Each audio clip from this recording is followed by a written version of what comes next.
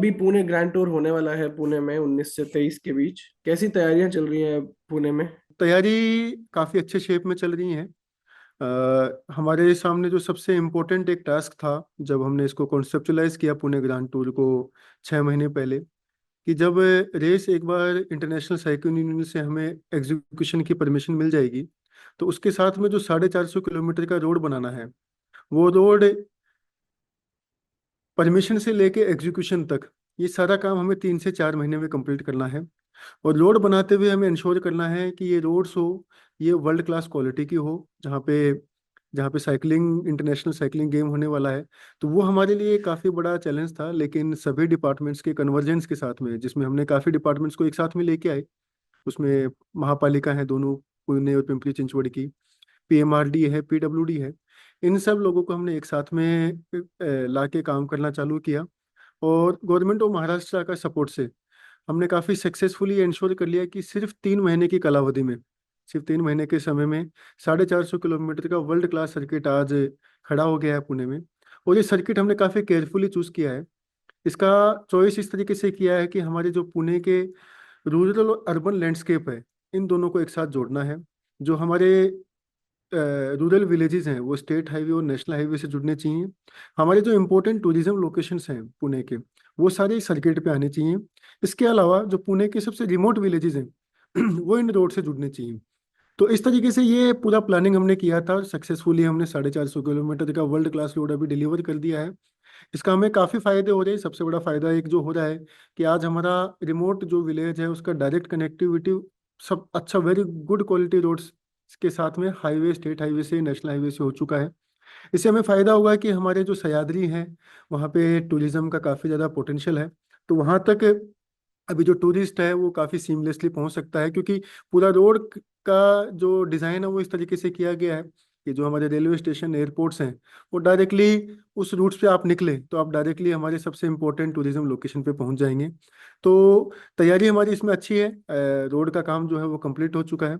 अभी road execution, ये cycle race execution को लेके हमारी टीम दिन रात काम कर रहे हैं। पुलिस विभाग का जो तैयारी है वो कंप्लीट हो चुका है। हमारा कल एक मॉक ड्रिल भी होने वाला है इस रेस को लेके। इसके अलावा हेल्थ डिपार्टमेंट ने भी उनका तैयारी पूरा कर लिया है। अभी 16 तारीख से प्लेयर आना चालू हो जाएंगे, 16 17, ये 2 दिनों में ऑलमोस्ट सारे प्लेयर हमारे पास में पहुंच जाएंगे। और हम काफ़ी कॉन्फिडेंट हैं कि ये काफ़ी कॉम्प्लिकेटेड गेम है, जिसको एग्जीक्यूट करना काफ़ी बड़ा एक चैलेंज है। लेकिन सभी डिपार्टमेंट्स के कोऑर्डिनेशन की वजह से गवर्नमेंट ऑफ महाराष्ट्र ये जो साइकिल रेस है पुणे ग्रांड टूर, ये सक्सेसफुली 19 जनवरी से 30 जनवरी के बीच में एग्जीक्यूट कर पाएगा। पुणे जो है वो एक one of the major cycle hub रहा है as compared to other parts of India. और पहले भी हमने देखा है कि साइकिलिंग के इवेंट्स वहाँ पे होते रहे हैं। तो इस तरीके का, इस स्केल का एक ग्रैंड टूर वहाँ पे ऑर्गेनाइज करना, एक इंटरनेशनल इवेंट को इंडिया में लेके आना, ये कितना बड़ा एक चैलेंज रहा है, कितना बड़ा एक टास्क रहा है। और आपको क्या लगता है कि आगे जाके ये इवेंट किस तरीके का एक बेंचमार्क सेट करेगा इंडियन स्पोर्टिंग हिस्ट्री में? आज हम देख रहे हैं कि जो गवर्नमेंट है वो 2030 कॉमनवेल्थ, हमारे हमने उसको, हमारे पास आ गया है, अहमदाबाद में हो रहा है। We are eyeing for 2036 Olympics as well. आपको क्या लगता है कि ये कितना बड़ा एक बेंचमार्क सेट करेगा, और चैलेंजेस क्या रहे हैं इसको इंडिया में लाने के लिए और इस पूरे सर्किट को डिजाइन करने के लिए? जैसे कि मैंने बताया कि सबसे बड़ा चैलेंज तो हमारे सामने ये था कि एक बार मंजूरी मिलने के बाद में 450 किलोमीटर का रास्ता कम समय में डिलीवर करना, तो वो हम सक्सेसफुली कर पाए। जैसा कि आपने बताया, पुणे की पहचान थी कि ये एक समय जाने जाता था कि ये साइकिलों का शहर है। सबसे ज़्यादा साइकिलों का यूज़ पूरे देश में कहीं होता था तो वो पुणे में होता था। आज भी ऐसी परिस्थिति है कि पुणे में करीब 50,000 प्रोफेशनल साइकिलिस्ट हैं, जो देश विदेश में अलग अलग जगह जो साइकिलिंग कंपटीशन होते हैं उसमें पार्टिसिपेट करते हैं। तो उसमें से 10,000 साइकिलिस्ट विदेशी बड़ी बड़ी जो साइकिलिंग कंपटीशन होते हैं उसमें पार्टिसिपेट करते हैं। एक समय था जब पुणे से मुंबई करके एक साइकिलिंग रेस हुआ करता था, जो बाद में लोनावला से मुंबई हुआ। तो एक इकोसिस्टम ऑलरेडी पुणे में एग्जिस्ट करता था। तो इसको ध्यान में रखते हुए हमने ये डिसाइड किया है कि चलो अभी एक्सपोर्ट और टूरिज्म इन दोनों को अपन लिंक करते हैं। और इस साइकिल रेस के थ्रू अपने एक नया स्पोर्टिंग कल्चर अपने शहर में, अपने देश में डेवलप करने का कोशिश करते हैं। इसके लिए हमने इंटरनेशनल साइकिलिंग यूनियन के पास में अप्लाई किया। तो सबसे पहला हमारा जो चैलेंज था वो यही था कि हमें रेस करनी थी जनवरी में, और हमें परमिशन 6 महीने के अंदर इंटरनेशनल साइकिलिंग यूनियन से चाहिए थी। हमें उसके बारे में एक्सपीरियंस काफ़ी कम था, लेकिन हमने कुछ इंटरनेशनल कमिश्नर्स का मदद लिया, हमने cycling of federation of India ने हमें काफ़ी सपोर्ट किया, और उनके सपोर्ट से हमने जो फॉर्मेट रहता है यूसीआई का, उनको अच्छे से प्रेजेंट किया। और जब रवांडा में उनका एनुअल मीटिंग था सितंबर लास्ट वीक में, तो उनको हमारा पूरा प्रपोजल काफ़ी पसंद आया, पूरा जो टेरेन है वो काफ़ी पसंद आया। देखिए साइकिल रेस में जो सबसे बड़ा हीरो होता है वो रोड होता है। पुणे की खास बात क्या है कि पुणे एक ऐसा जिला है जहाँ पे आपको डाइवर्स टेरेन, मतलब जहाँ पे आपके पास में पहाड़ भी हैं, नदी भी हैं, झरने भी हैं, प्लेन एरियाज भी है, प्लेटू है, पठार है, सब, और शहर भी है, तो एक साथ आपको एक ही जिले में मिल जाता है, जो किसी बड़े साइकिल रेस लेने के लिए आवश्यक है। तो वो एक इनहेरेंट पोटेंशियल हमारे पास में था, तो हमने अप्लाई किया, और अप्लाई करने के बाद में इंटरनेशनल साइकिलिंग यूनियन को हमारा पोटेंशियल काफ़ी अच्छा लगा, और उसको फिर उन्होंने मंजूर किया। और अभी हम स्टेज 2.2, ये रेस हम 19 जनवरी से 23 जनवरी पुणे में लगाएंगे, पुणे में होने वाली है।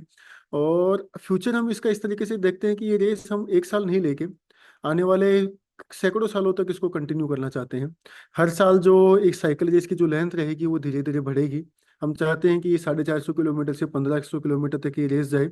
हर साल जो हमारा स्टेज हो वो बढ़े, हम आगे जाके प्रो सीरीज लें, हम वर्ल्ड सीरीज लें, ये हमारा उद्देश्य है। और ये साइकिल रेस एक ऐसा कंपटीशन, एक ऐसा गेम है जो काफ़ी कॉम्प्लिकेटेड है, जिसके ओलंपिक्स में 22 मेडल्स हैं। तो एक कॉम्प्लिकेटेड गेम को हम सिर्फ 6 महीने में डिजाइन करके एग्जीक्यूट कर सकते हैं। ये जो एक मैसेज दुनिया भर को जाएगा भारत से, कि एक कॉम्प्लिकेटेड गेम ओलंपिक्स में जिसके 22 मेडल हैं, वो देश हिंदुस्तान अच्छे से इम्प्लीमेंट कर पा रहा है।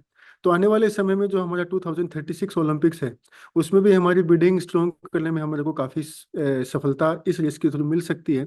तो इस तरीके से हमने इसको पूरा आगे के समय में देख रहे हैं कि इट कैन बिकम एक काफ़ी बड़ा एक नया गेम क्रिएट हो सकता है, हो रहा है।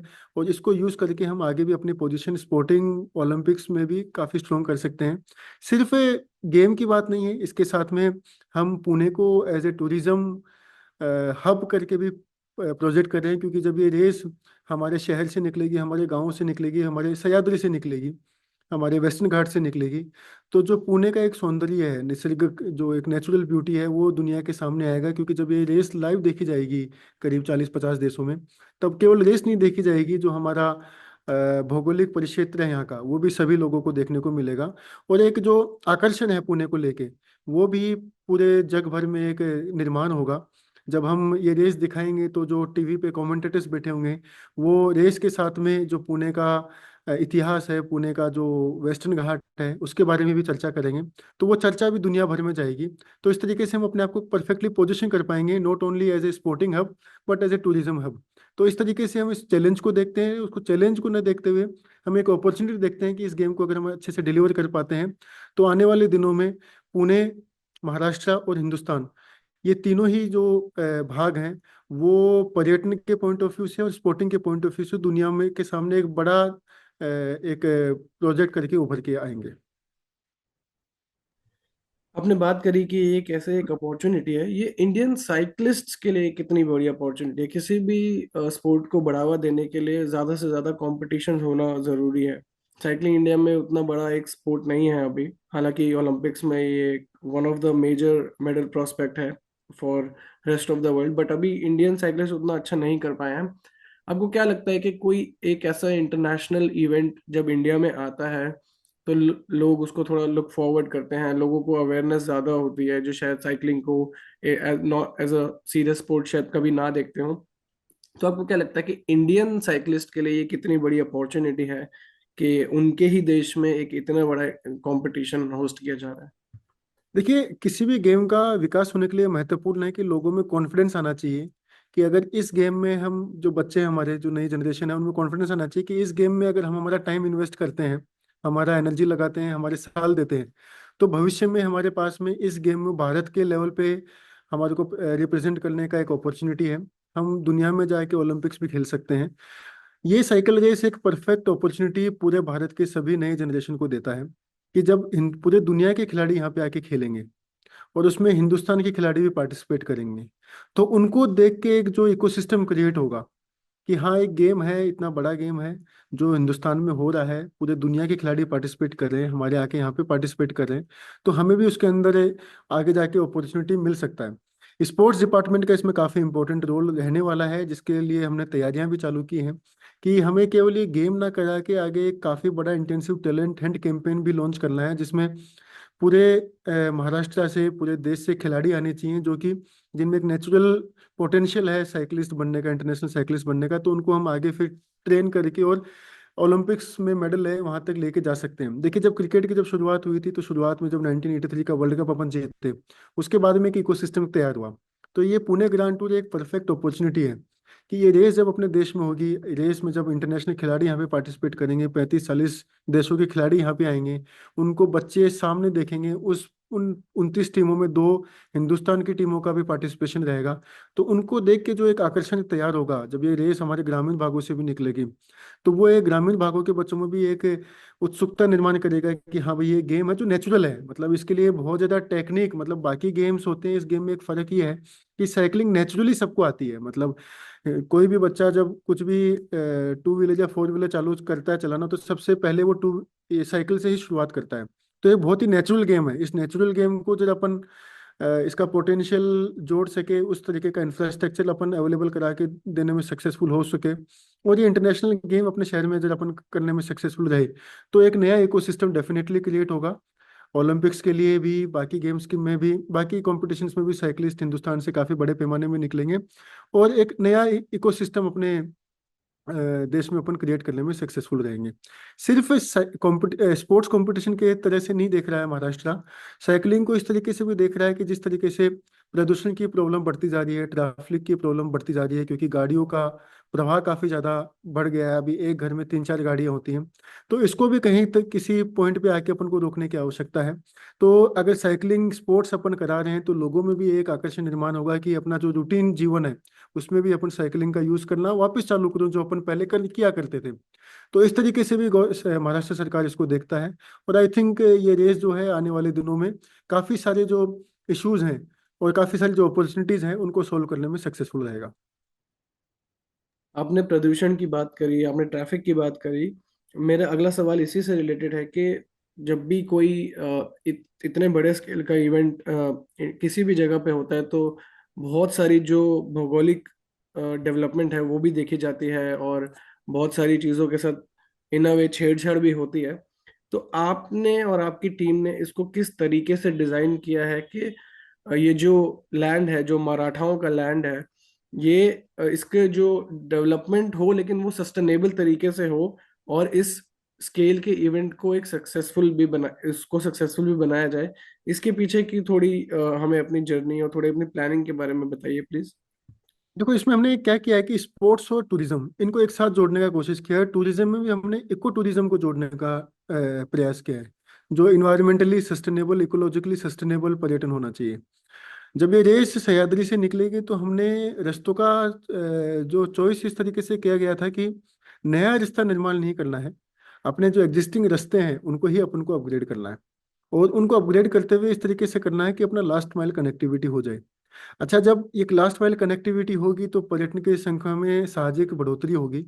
तो बढ़ोतरी होते हुए हमें ये इंश्योर करना है कि कुछ भी नया ब्रिक और मोर्टार क्रिएट नहीं करना है। जो हमारे इको टूरिज्म के जो अलग अलग स्पॉट्स हैं, जैसे हमारा कामशेत हो गया, तामिनी घाट हो गया, पौना डैम हो गया, भाटगल डैम हो गया, तो यहाँ पे हम केवल जो बेसिक कम्युनिटीज हैं, जो एक टूरिज्म पॉइंट ऑफ व्यू से लगती हैं, जब एक टूरिस्ट आता है तो उसको बेसिक जो इंफ्रास्ट्रक्चर चाहिए कि वहाँ पे शौचालय की व्यवस्था होनी चाहिए, वहाँ पे जब कोई हाइकिंग करना है तो प्रॉपर ट्रेल होना चाहिए, वहाँ पे स्ट्रीट लाइट की व्यवस्था होनी चाहिए, वहाँ पे टिकट काउंटर होने चाहिए, वहाँ पे गाइड होने चाहिए, वहाँ पे किसी भी तरीके का कचरा नहीं हो तो उसके लिए प्लास्टिक बंदी होनी चाहिए, वहाँ पे जगह जगह पे डस्टबिन होनी चाहिए जिसकी वजह से कहीं पे भी किसी भी तरीके का गंदगी ना हो। तो ये बेसिक सुविधाओं का हमने एक ऑल्टरनेट की बजाय पैरेलल एक प्लान ऑलरेडी पुणे के लिए बनाया है, जो अभी एग्जीक्यूशन हो रहा है। तो इन दोनों का कॉम्बिनेशन करके ही हम आगे जा रहे हैं कि स्पोर्ट्स बढ़े, टूरिज्म बढ़े, लेकिन ये सब बढ़ते हुए वो इन्वायरमेंटली और इकोनॉलॉजिकली सस्टेनेबल रहे। तो इस तरीके से हमारा पूरा प्लानिंग हमने पुणे में किया गया है। 437 किलोमीटर की ये रेस है, लगभग 450 किलोमीटर का इंफ्रास्ट्रक्चर इसके लिए चाहिए। ये किसी भी प्रदेश के लिए आसान बात नहीं है। इसमें 150 से ज्यादा राइडर्स जो हैं वो पार्टिसिपेट कर रहे हैं, 40 कंट्रीज हैं। आपको क्या लगता है कि ये पुणे के लिए एक कितनी बड़ी अपॉर्चुनिटी है, और आपको क्या लगता है कि ये, क्या पुणे एक बेंचमार्क सेट कर पाएगा आगे आने वाले सालों के लिए, जहाँ पे शायद ये रेस पुणे से बाहर जाए, शायद और सिटीज या और स्टेट्स भी ऐसे कुछ इवेंट्स कराने में इंटरेस्टेड हों और ऐसे कुछ इवेंट्स वहाँ पे भी होस्ट हों? आपको क्या लगता है कि ये कितनी बड़ी एक अपॉर्चुनिटी है, और क्या पुणे और पुणे के लोग इसके लिए एक बेंचमार्क सेट कर पाएंगे? देखिए, पहला बेंचमार्क तो पुणे ने ऑलरेडी अभी सेट किया है। जैसे कि मैंने बताया कि 450 किलोमीटर के रास्ते जो जनरली 3 से 4 साल लगते हैं, उसमें अलग अलग कारणों की वजह से प्रोजेक्ट डिले हो जाते हैं, और कॉस्ट ओवररन भी रहता है, और क्वालिटी में भी उसका प्रभाव पड़ता है। आज पहला जो पुणे ने बेंचमार्क अपने लिए सेट किया है, दुनिया के सामने भी पेश किया है, कि हम सिर्फ 3 महीने के अंदर 450 किलोमीटर का world class road infrastructure create कर सकते हैं। ये हमारे गवर्नमेंट की ताकत है। और ये जो ताकत है, वो अगर सही डायरेक्शन में यूज की जाए, तो हम किसी भी प्रोजेक्ट को with in time, before time deliver कर सकते हैं। सबसे बड़ा बेंचमार्क आज की तारीख में जो हमने सेट किया है, वो ये किया है। ये करते हुए हम हमारे जो ग्रामीण भाग के, ग्रामीण परिवेश के जो सबसे रिमोट गांव है, जो सबसे दुर्गम गांव है, उसको हम शहर से जोड़ सकते हैं, कम समय में जोड़ सकते हैं। ये बेंचमार्क आज पुणे ने सेट करके दिखाया है। आने वाले दिनों में जब हम सबसे कॉम्प्लिकेटेड गेम पुणे में डिलीवर करेंगे, तो इसका भी एक बेंचमार्क सेट होगा कि जब पुणे में कंपटीशन हो रहा है, ये कंपटीशन होने की वजह से इसकी अर्थव्यवस्था में इस तरीके का चेंज आ रहा है, तो मुझे विश्वास है कि आने वाले दिनों में बाकी शहर, बाकी राज्य भी इससे प्रेरणा लेके इसी रेस को आगे लेके जा सकते हैं, इस रेस में खुद हिस्सा बन सकते हैं, या फिर अपना एक पैरेलल रेस भी वो चला सकते हैं। जैसे कि हमारी ये प्रेरणा है, ये टूर डे फ्रांस से आती है। तो टूर डे फ्रांस जब शुरुआत हुआ था, तो पूरा फ्रांस उसमें कवर नहीं होता था। 125 साल पहले वो रेस चालू हुआ था। वो शुरुआत उनकी छोटी थी, लेकिन आज वो इतना बड़ा रेस बन गया है कि 3500 किलोमीटर का वो रेस हो चुका है। 3500 किलोमीटर का रेस पूरा फ्रांस कवर होता है उसके अंदर। तो सेम, जब अपन, अगर अपन इसका बेस देखें, इसका जो पोटेंशियल देखें, तो डेफिनेटली साइकिल रेस में पूरा पोटेंशियल है कि ये केवल पुणे को कवर ना करे, पुणे के बियॉन्ड जाके भी ये रेस बाकी जो हिस्से हैं महाराष्ट्र के या अपने देश के, वो कवर कर सकती है। और उसकी वजह से सिर्फ पुणे में नहीं, पूरे महाराष्ट्र में एक स्पोर्टिंग कल्चर और टूरिज्म का एक पोटेंशियल क्रिएट होगा।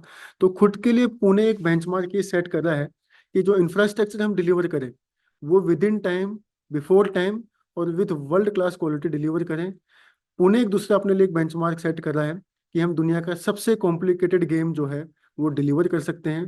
पुणे खुद के लिए जो एक बेंचमार्क सेट कर रहा है कि हम टूरिज्म के अंदर हमारा जो एक नेचुरल एडवांटेज है, उसको हम इस्तेमाल कर सकते हैं यहाँ की आर्थिक व्यवस्था को आगे ले जाने के लिए, व्यवसाय के नए सोर्स निर्माण करने के लिए। और पुणे जो अपने लिए एक सबसे बड़ा बेंचमार्क सेट कर रहा है कि हमें पॉल्यूशन और ट्रैफिक, इन दो जो बड़ी इशू हैं, इनको सोल्व करने के लिए पहला कदम हम लेने को तैयार हैं, हम ले रहे हैं। और समय हाथ से ना निकल जाए उससे पहले हम ले रहे हैं। तो ये कुछ बेंचमार्क है जो पुणे खुद के लिए सेट कर रहा है। और मुझे विश्वास है कि महाराष्ट्र सरकार, पुणे का प्रशासन, पुणे के लोग ये बेंचमार्क को सक्सेसफुली डिलीवर कर पाएंगे।